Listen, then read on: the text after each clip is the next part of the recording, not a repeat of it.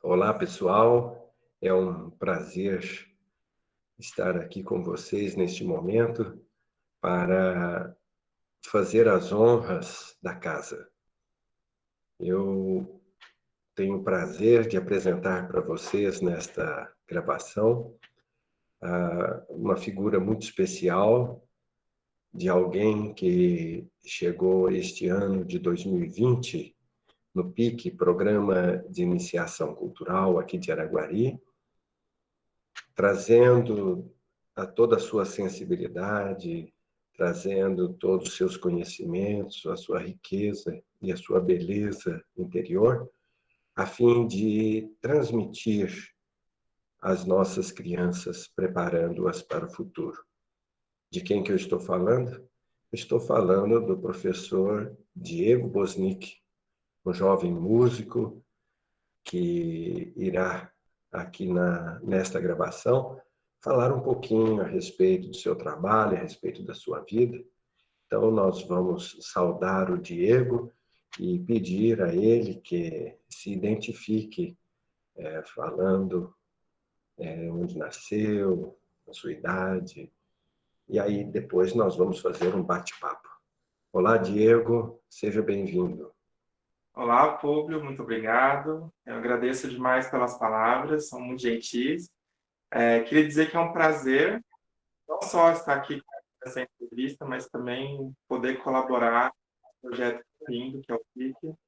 E, além de um trabalho, coisa que enriquece socialmente falando de um jeito muito profundo. Então, me sensibiliza muito estar aqui falando sobre isso. Muito obrigado novamente. Bem, como você havia perguntado, eu sou o Diego Bosnick. Eu nasci no dia 12 de janeiro de 2000, em São Paulo. Quando eu era muito pequeno, ainda com 3 anos de idade, a minha família inteira se mudou para Frutal, no interior de Minas Gerais, uma cidadezinha pequenininha, mas que foi que me acolheu e foi onde eu cresci. Por volta dos 7 anos de idade, eu comecei a estudar música formalmente, mas, como eu digo, foi só um início formal, porque eu vim de uma família de músicos amadores. Praticamente todo mundo da família toca algum instrumento, né, se expressa artisticamente de alguma forma. E eu me vejo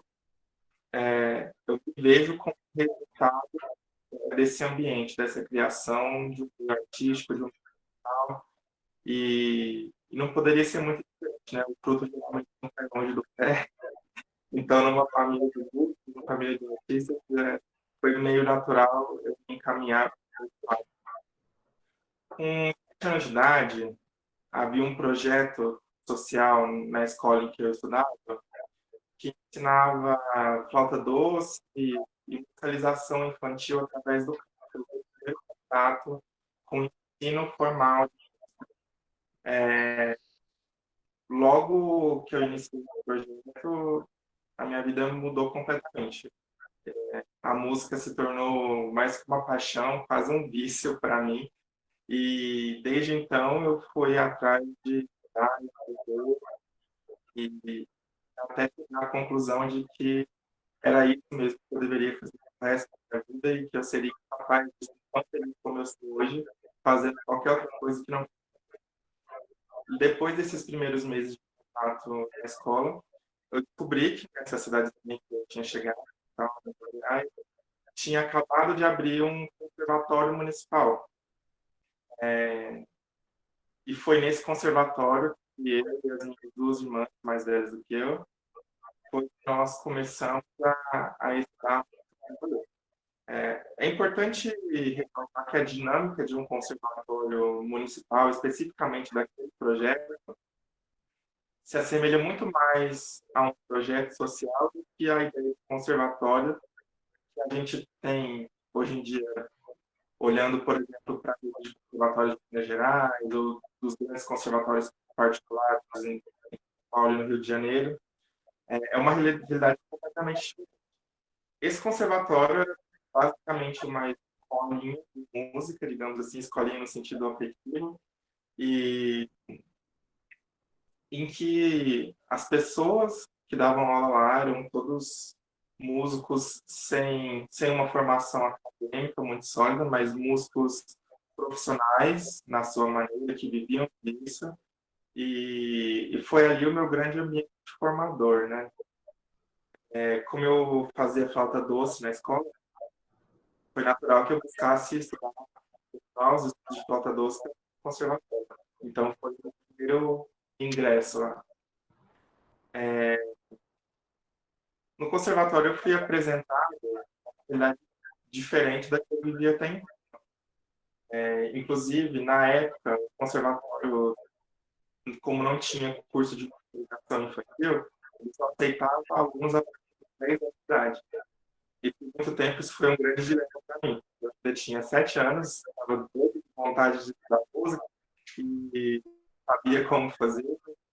Eu sei que eu torrei a paciência deles, conversarem com professores de colégio, pedirem cartas de recomendação, falar com psicólogos para testar. Eu tinha um certo nível de maturidade, que eu já era alfabetizado e que poderia acompanhar uma turma de conservatório. E me orgulha muito dizer que eu consegui, que eu abri esse precedente para que no futuro essa idade de 10 anos fosse reduzida e para que outros alunos também, menores de 10 anos, pudessem entrar. Tenho orgulho de ter sido assim. E iniciei na flauta doce, uma turma iniciante, porque ainda era uma experiência, né? A professora um pouco insegura de deixar um aluno tão novo acompanhar um passo que tinha absolutamente todas as idades, desde os 7 anos até um de 10, 11, adolescentes, jovens adultos, até menores de idade, compartilhando a mesma coisa. Eu fiz uma aula na turma inicial e a professora se surpreendeu, ficou contente com o meu desempenho. Na aula seguinte, eu já fui para a turma intermediária, fiz mais uma ou duas aulas na turma intermediária, e mesmo ela já tinha colocado a turma avançada. E eu consegui formar com de 3 anos de curso de flauta doce. E uma outra coisa sobre esse conservatório é que, geralmente, os conservatórios estaduais, os conservatórios maiores, limitam o acesso do aluno a um instrumento, um único curso. E eu vi aqui na minha família, em geral, todos eram artistas de alguma maneira, pelo menos.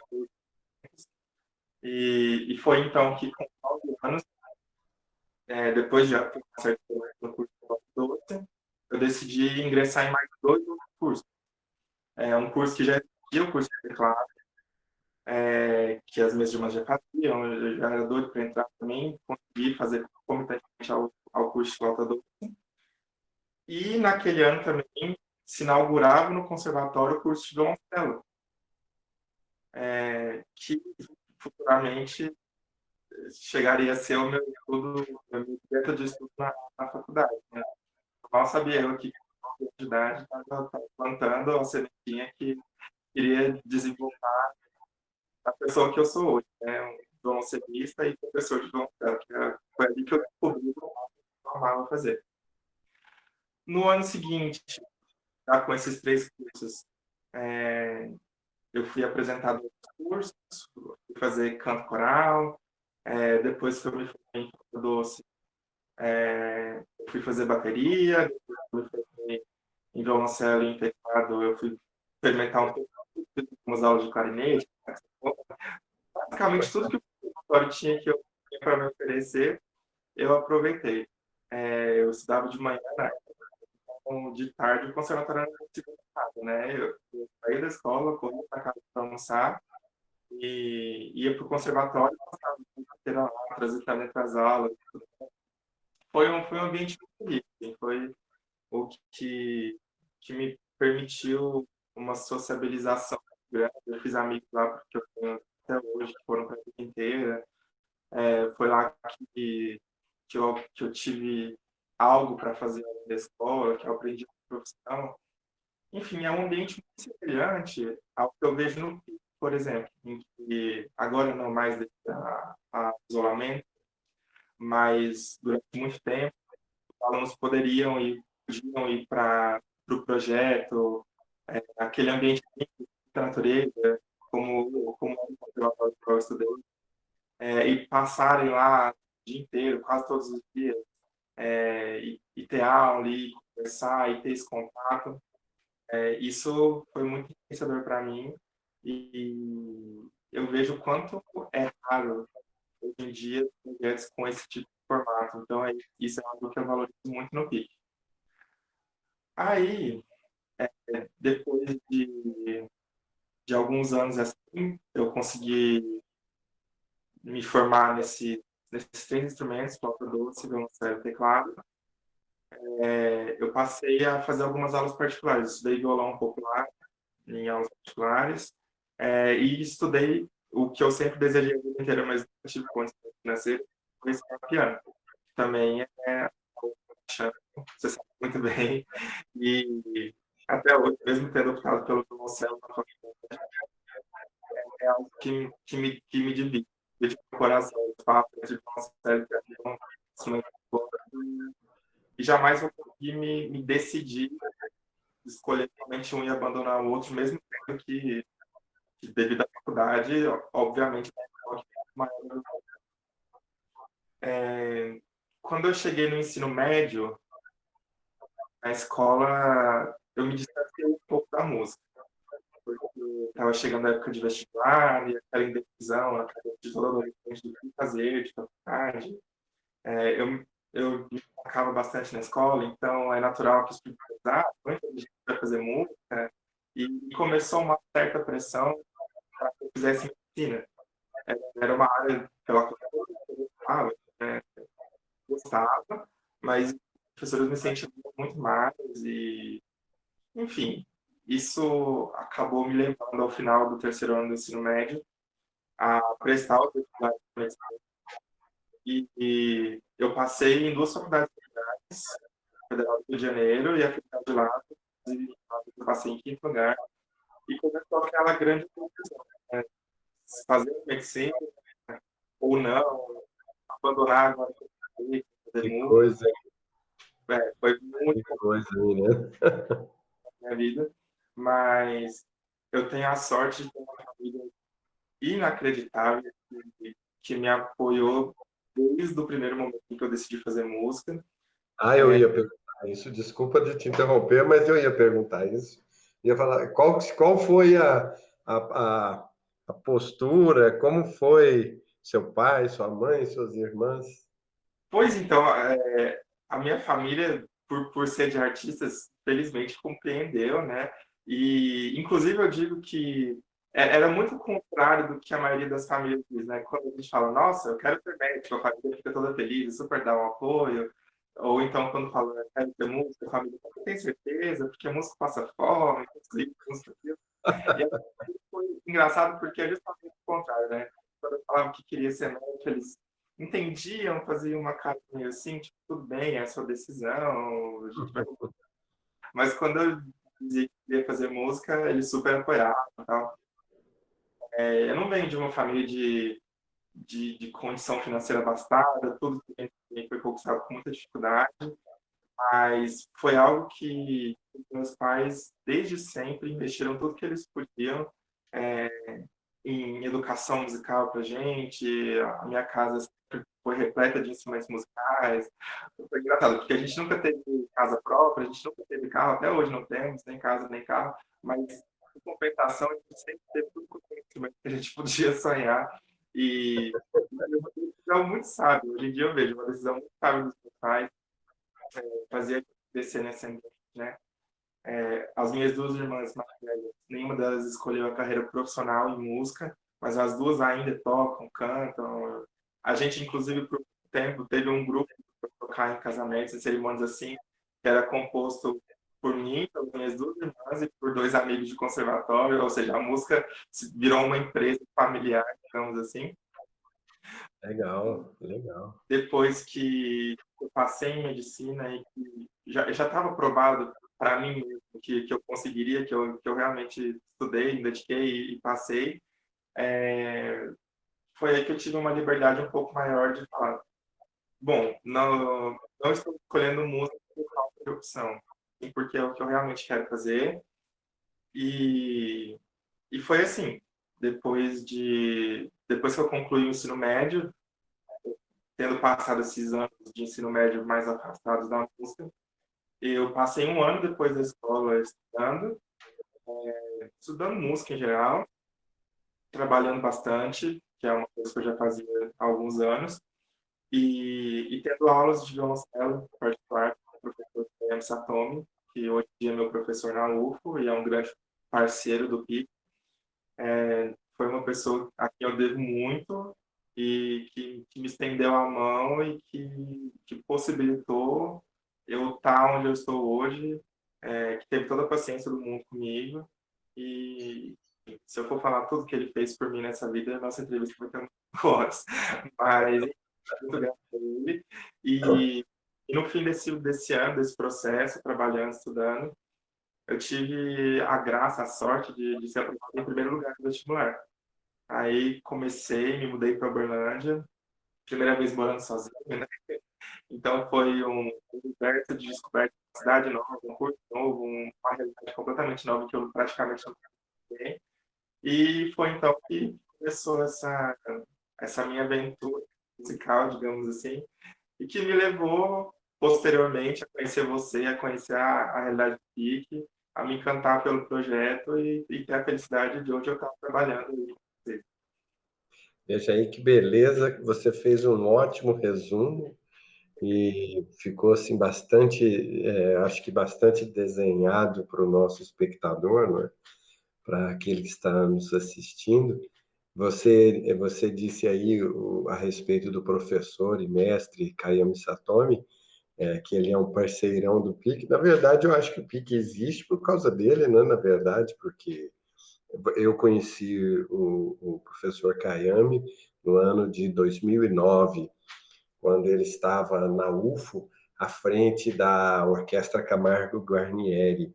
Ele organizou e começou a fazer várias apresentações, e nós estávamos aqui no Cine Teatro Odete, e à frente do Cine Teatro Odete, iniciando um trabalho com o teatro, e aí convidamos a orquestra, e aí ele veio, em um ano, ele veio acho que 4 vezes. Acho que entre 2009 e 2010 ele veio umas 5 vezes, tanto com uma apresentação da orquestra, como solo, e trazendo também outros colegas. Então, realmente, o maestro Kayami é um grande incentivador nosso e nos apresentou. Muito bem, mas você está em que período na Faculdade de Música Universidade Federal de Uberlândia? É um pouco complicado contar agora com essa pandemia, mas se não fosse isso, eu estaria finalizando o terceiro período agora, iniciando o quarto período no próximo semestre. Ainda estou bastante no curso. Ah, sei, sei. Lá, então, você cursa, então, o curso de violoncelo na Escola de Música com o professor Caiame, em Uberlândia, na UF. Não. Muito bem. O Diego, eu gostaria de ressaltar uma informação aqui para os nossos espectadores, para quem está nos assistindo, que, a seu respeito, o Diego, ele possui ouvido absoluto. Eu gostaria que você desse uma pequena pincelada sobre isso, porque isso foi também muito importante e te posicionando nesse universo musical, né, que você acabou de narrar, de 14 anos, 15 anos da sua vida, te posicionou, né, te deu essa posição, te deu talvez até relativamente confortável, eu poderia dizer, nesses 15 anos da sua vida e te impulsionando para a música. Mas eu te falo uma pincelada porque eu gostaria de convidar os nossos espectadores e você depois indica onde está aquele podcast que você gravou na Universidade Federal de Uberlândia a respeito de ouvido absoluto. Então, é só para a gente citar como realmente um dom, uma expertise sua, mas indicar onde está para o nosso espectador depois buscar esse áudio, esse podcast e ouvir. Certo, muito interessante. Bom, para quem não sabe, o ouvido absoluto é uma capacidade que, até onde a ciência nos diz hoje, é uma capacidade que nasce com o indivíduo de reconhecer as frequências sonoras e atribuir o nome de uma nota. Ou seja, para quem tem ouvido absoluto, praticamente todo som é reconhecido como uma nota musical. Seja um instrumento musical, se eu tocar sem ver aqui, sem sentir, eu consigo, e quem tem ouvido absoluto consegue identificar o nome de cada uma dessas notas em vários instrumentos, mas também em sons cotidianos, então uma sirene, uma buzina, o apito do micro-ondas, copo batendo, qualquer som que tem uma altura determinada, a gente consegue reconhecer como nota. É uma habilidade um tanto quanto rara, existe uma estatística que diz que na população em geral a prevalência é de cerca de 1 a cada 10 mil pessoas. Tanto que eu conheço pouquíssimas outras pessoas que também têm ouvido absoluta. Importante dizer que ter ouvido absoluto facilita algumas coisas para a aprendizado musical. Eu reconheço que na minha história de educação musical facilitou em alguns aspectos o meu aprendizado, mas é importante dizer que não dá tudo pronto, de mão beijada para o músculo. Ter ouvido absoluto não transforma a pessoa imediatamente num músico excelente. É preciso bastante estudo ainda. Também, em contramão, não ter ouvido absoluto não é uma dificuldade, não é um empecilho para ninguém. Existe uma série de treinamentos que se faz, porque todo músico precisa ter um ouvido bom, bem treinado, seja ele absoluto ou não. Mas, enfim, é uma característica interessante, fez parte da minha história com a música, e até hoje é algo que me traz algumas regalias, digamos assim, no estudo musical, mas também traz alguns prejuízos, alguns cômodos, justamente pelo fato de que o absoluto não se desliga. Enquanto o ouvido está aberto, está exposto a receber som, o tempo inteiro a gente tem que conhecer notas e pode ser bastante cansativo. Enfim, para não me alongar, como o Púlio mencionou, eu fiz uma entrevista ao pessoal da Diretoria de Cultura da UFO, recentemente, em formato podcast, que pode ser encontrado no canal do YouTube da Diretoria de Cultura, de CUT. E, bom, para quem quiser, quando essa entrevista aqui for postada, a gente pode adicionar esse link, é um comentário, coisa para quem verdade. esse assunto.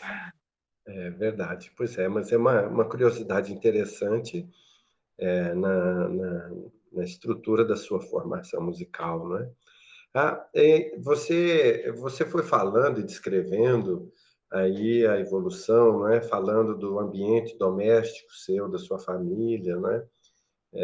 Nessa riqueza musical e nesse tesouro que você é, conviveu e compartilhou ao longo da sua vida.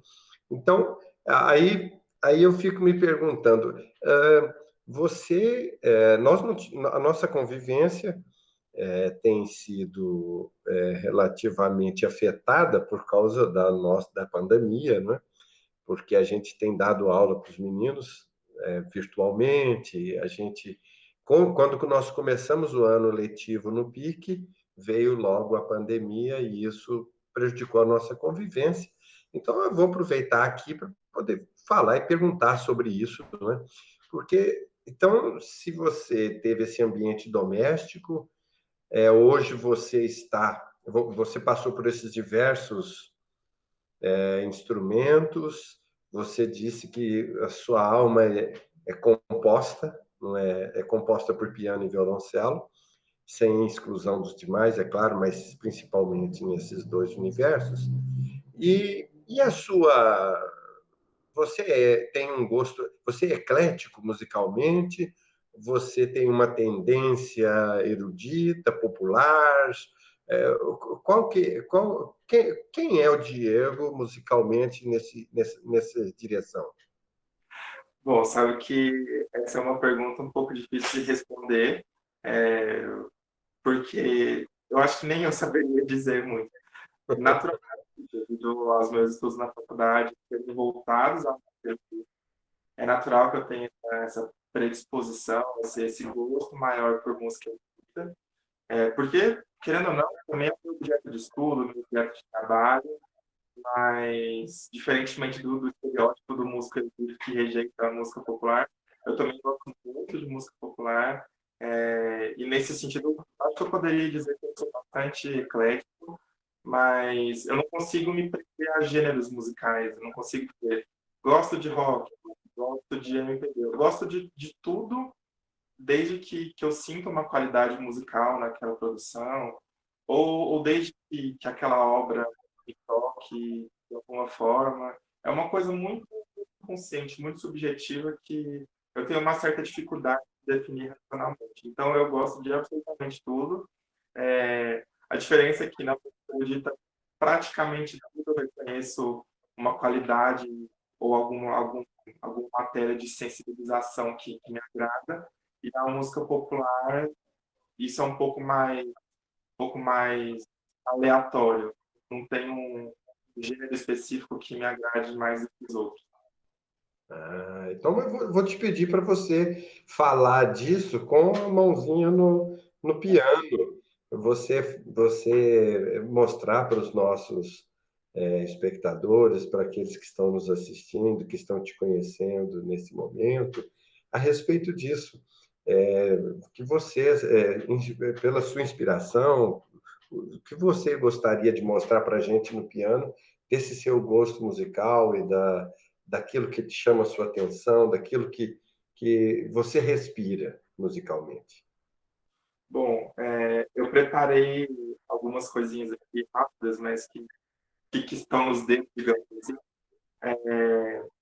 Preparei pelo menos uma música em cada um dos instrumentos e talvez, se depois pedir a oportunidade de tocar alguma coisa popular, eu tento improvisar alguma coisa. Mas eu pensei em tocar no piano a invenção número 7, as duas vozes de Bach. Bach foi o grande compositor do período barroco da história da música, o grande pai da música nacional, e ele escreveu 15 chamadas invenções para piano que são uma espécie de estrutura em contraponto. Hoje em dia, quando a gente escuta música popular, por exemplo, a gente é muito acostumado com a melodia acompanhada. Por exemplo, um cantor tocando violão. O violão faz acordes e a melodia está acompanhando a voz, então é uma estrutura padrão para muitas coisas. Bach, ele desenvolvia essas invenções em particular um tipo de lógica diferente, a lógica do contraponto. Cada uma das mãos do pianista com uma melodia, uma linha melódica completamente diferente uma da outra, mas que se complementam. Então, dessas 15 invenções, eu decidi tocar de novo 7, menor, e é bem curtinho, mas espero que vocês gostem.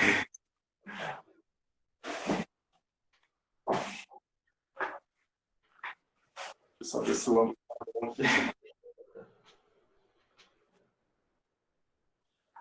Uma coisa, público. O som tá bom? Tá muito alto? Tá baixo? Tá bem, eu acho que tá bem. Vai, vai. Parece que tá bem. Meus dedos estão meio frios por causa do ar-condicionado, mas vamos tentar.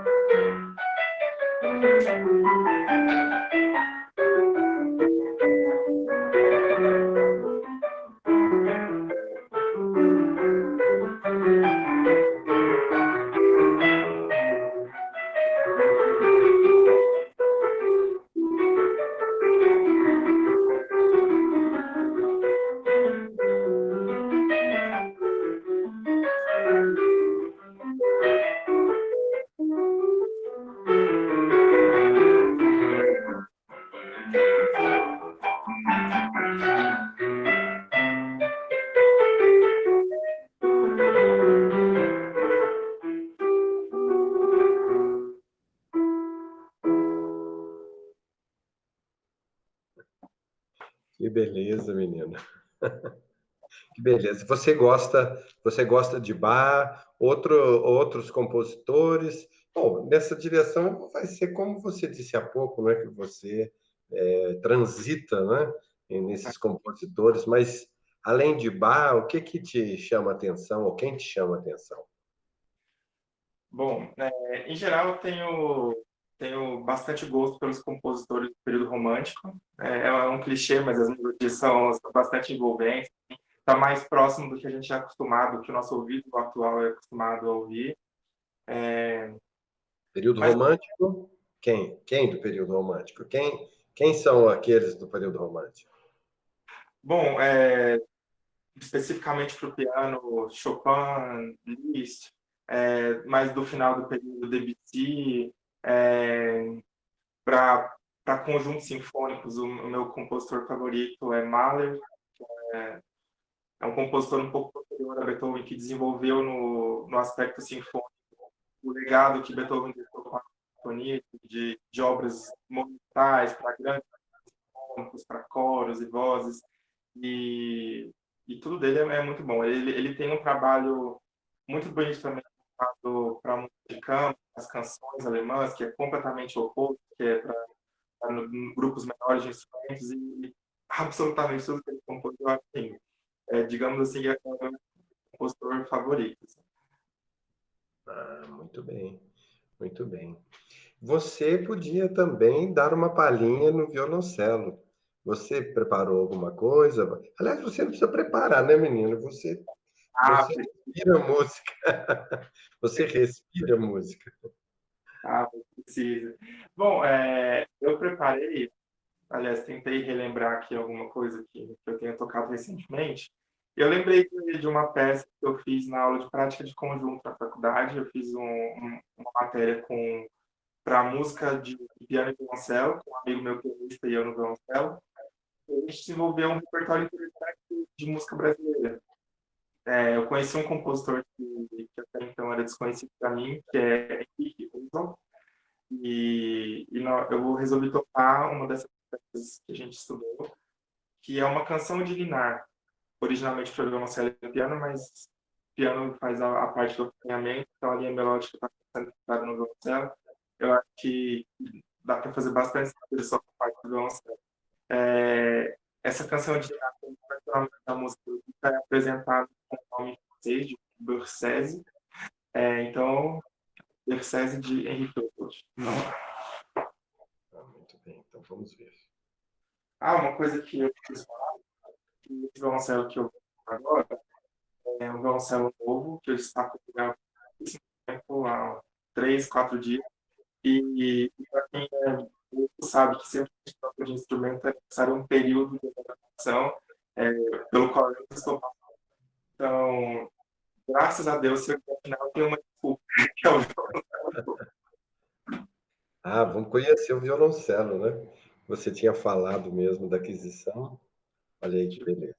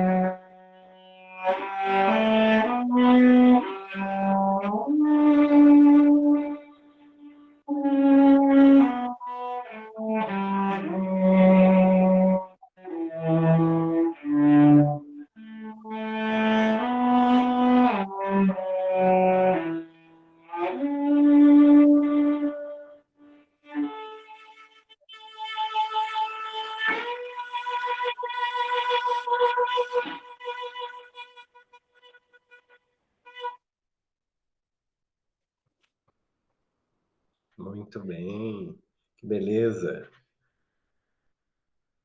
Aí está, meus amigos, o nosso amigo Diego, mostrando para nós um pouco da sua arte. Diego, vocês têm convivido com as nossas crianças. Aqui no fundo, eu cheguei a colocar aqui para o nosso espectador, aquele que está nos assistindo, talvez veja. Nós temos um banner, eu cheguei a pôr aqui na sala do meu apartamento para ver se a gente mostrava pelo menos a carinha dos nossos meninos. Nós gostaríamos até de esclarecer e informar o nosso telespectador, aquele que está nos assistindo, que recentemente nós recebemos uma doação de 30 violoncelos do Ministério Público do Trabalho, e foi exatamente em cima do início dessa quarentena, que vai se estender ainda por um período determinado. E nós estávamos exatamente em cima da apresentação e busca de novos alunos para ampliar o nosso projeto aqui em Araguari. Mas essas crianças que estão aqui, vocês podem ver, são já alunos do PIC. O PIC iniciou suas atividades em 2017, maio de 2017, com o projeto piloto.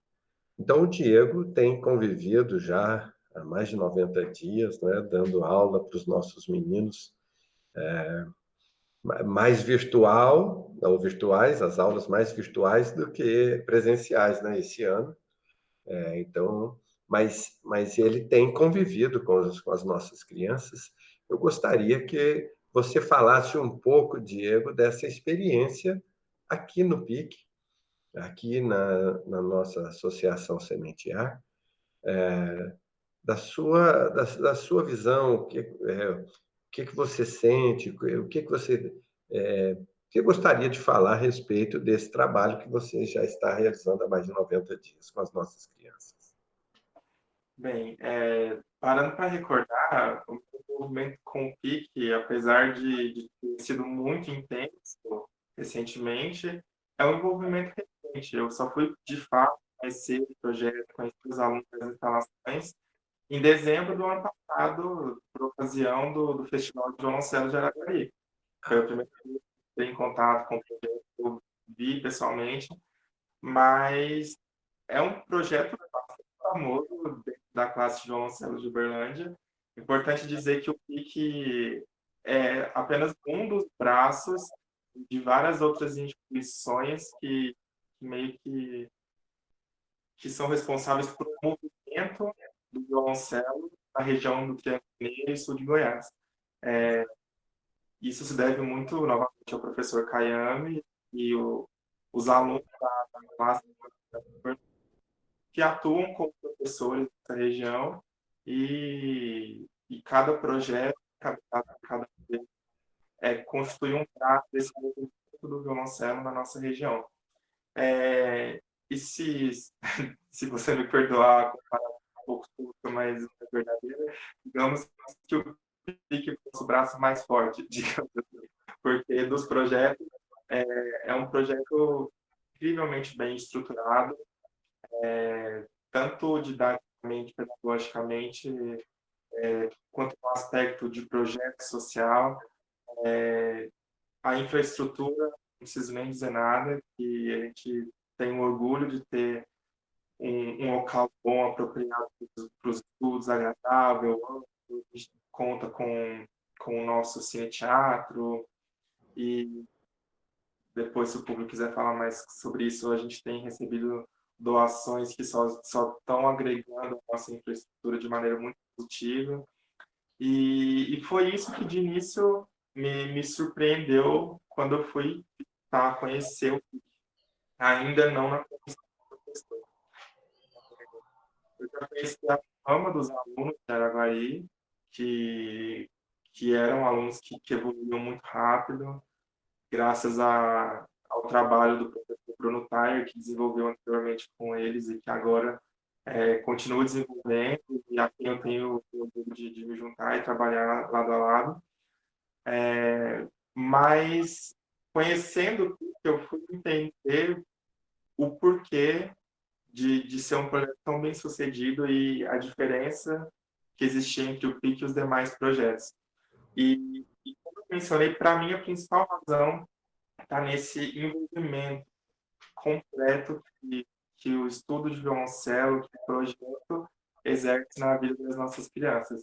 É muito diferente uma criança, um adolescente, ter a sua vida normal, com a escola, com suas preocupações, e uma vez por semana, num horário curto, reduzido, ir fazer uma aula de violoncelo, e depois não se preocupar muito com isso por semana. É diferente. Em contrapartida, isso é o que acontece na maioria dos projetos, na maioria das situações educacionais do nosso país, mas o nosso projeto é algo que envolve completamente a vida das nossas crianças e dos nossos adolescentes. Funciona, o Conservatório de Frutal funcionou na minha vida, funciona como uma segunda casa. Os alunos, além de tempo de permanência do projeto, eles têm muita qualidade desse tempo de permanência. Então, eles estão sempre tocando, estudando, tendo aulas, ouvindo boa música, conversando, sociabilizando. Enfim, é um efeito muito, muito completo, muito abrangente na realidade dele. E eu acho que essa importância que o estudo de música tem na vida de cada um deles, essa importância tão grande, é o que explica os bons resultados do nosso projeto. As nossas crianças estão tocando muito bem pelo tempo em que elas têm de estudo. Agora, as novas doações, especialmente os novos que estão tendo acesso ao material de cada vez mais qualidade, e estão precisando fazer por onde, estão merecendo, estão fazendo por onde, ter toda essa confiança que a gente deposita neles enquanto professores, enquanto gestores do projeto. Enfim, é um projeto lindo, de muito sucesso e que tende completamente a mudar e a fazer cada vez maior para a sociedade, trazendo música, cultura, arte para as crianças. E, infelizmente, o nosso sonho de expansão, que estava a todo vapor, foi um pouco interrompido, foi paralisado por tempo indeterminado em decorrência da pandemia de coronavírus. Mas eu acho que nós, professores, público, quanto coordenadora, equipe pedagógica, a gente tem se articulado da melhor maneira possível para fazer esse ensino à distância de música, experiência tão nova, tanto para nós, professores, por mais experiência que a gente tivesse antes, essa experiência de aula online é muito nova para nós, professores, para os alunos, então nem se fala, mas a gente tem se desdobrado e feito o nosso melhor para fazer esse processo funcionar da melhor maneira possível, e tem funcionado, fico muito feliz de dizer isso, tanto que nós temos alguns resultados que estão à disposição de qualquer um que queira consultar. No dia da tarde, a gente fez uma live com os nossos meninos, live entre aspas, né? Foi criada ao vivo, mas foi gravada cada um na sua casa. E aquelas músicas foram todas ensaiadas e preparadas em aulas virtuais, o que eu acho incrível. A qualidade do resultado que a gente obteve, mesmo com toda dificuldade, é algo louvável, assim. E a nossa cabeça não está um minuto de pensar em projetos, em ideias para esses meninos, e não quero dar nenhum spoiler, mas digamos que tem coisas muito boas por aí. Nossos projetos das gravações em casa continuam. Nós vamos divulgando cada vez mais vídeos e peço para todo mundo que se interessa pelo projeto, que tenha o carinho, graças a Deus, a nossa base de fãs do PIC tem ficado cada vez maior ultimamente. Então eu peço para essas pessoas que continuem nos acompanhando, via redes sociais, e dizer que o nosso trabalho não para, não vai parar, não está parado, e que, por mais que haja dificuldades, a gente tem que fazer o nosso melhor para. Exatamente. Exatamente, é isso aí. O Diego soube realmente resumir nas nossas vivências, né? Os nossos desafios, né? Foi muito desafio, né? Foi bastante trabalhoso, mas sumamente compensador, né, Diego? Nós estamos chegando ao fim dessa entrevista, vamos criar outras oportunidades. O nosso espectador, aquele que está nos assistindo, nós teremos outras oportunidades e nós estamos nos preparando para isso, aqui através do nosso canal, da Associação Sementear, trazer outras entrevistas, outras apresentações ao longo deste ano de 2020. Eu queria pedir ao Diego que ele desse as suas palavras finais, ele dissesse o que ele achasse melhor, também musicalmente, se você quiser, como você achar melhor para encerrar esse nosso encontro de hoje. Bom, preciso novamente agradecer a oportunidade. Eu não me sinto uma pessoa suficientemente especial para ser entrevistada, mas muito ter acontecido, entendeu? Poder ter compartilhado um pouquinho da minha história, e compartilhar mais importante que vem é compartilhar a nossa realidade do projeto, expor como está a nossa situação e, e, e dizer que os nossos parceiros, que nós estamos fazendo o nosso melhor, apesar da dificuldade. E, enfim, é isso. Como vocês perceberam, muito bom com palavras, eu me expresso melhor musicalmente. Eu vou terminar com já dizendo novamente, como a gente estava comentando, o quanto eu sou eclético. O que eu vou tocar aqui diz um pouco de respeito a isso. Eu vou tocar um improviso de música popular, então tudo coisa da minha cabeça, nada disso vem de partitura, então perdoem por eventuais erros. E é uma mistura interessante que eu fiz recentemente. Eu estava preparando uma trilha sonora para tocar num evento de Dia dos Namorados, recentemente, e eu cheguei à interpretação e me pareceu um pouco dramática demais para Dia dos Namorados, mas é interessante.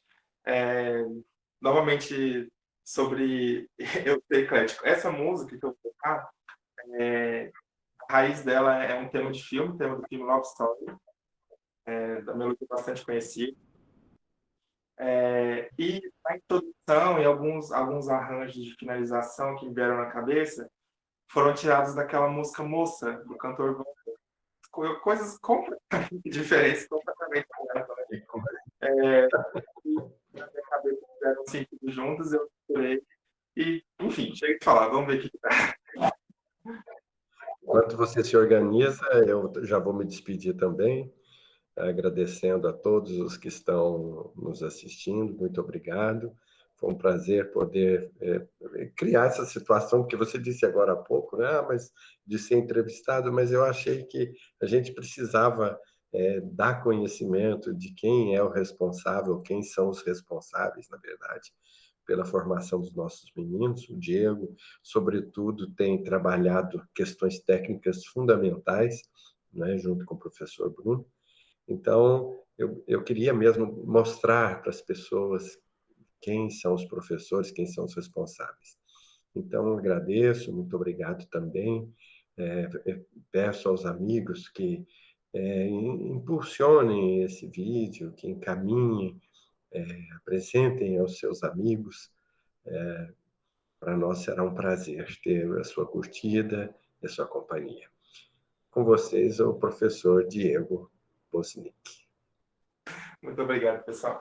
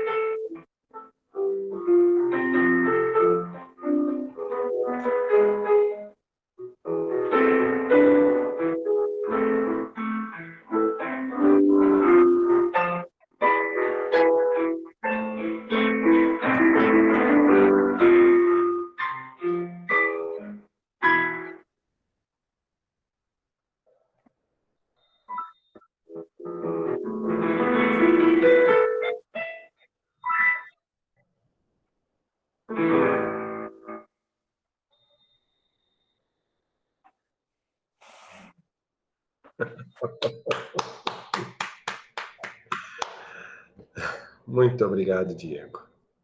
Forte abraço. Muito Igualmente. paz. Muito